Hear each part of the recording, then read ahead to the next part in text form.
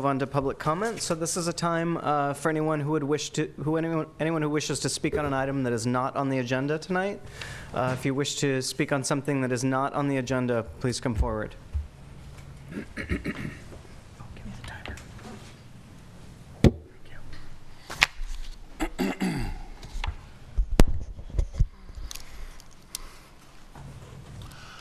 Hello. I would like to talk about, briefly, family-friendly housing in Emeryville.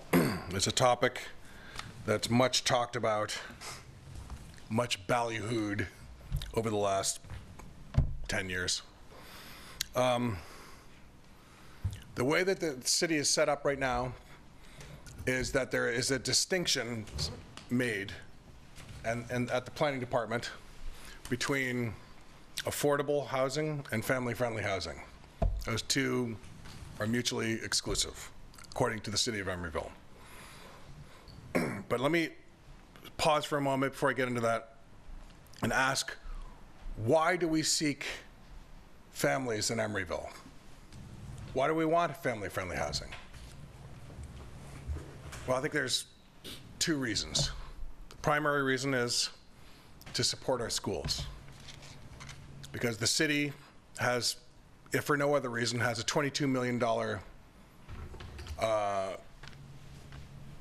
relationship with the school district. Also, there's other considerations such as supporting children in our midst. But never mind that, we have a $22 million relationship with the school district, and they are our partners.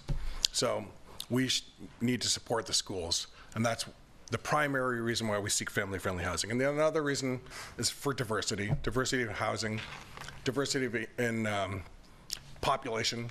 We have a lot of, kind of sort of tech workers, young men in their 30s, perhaps.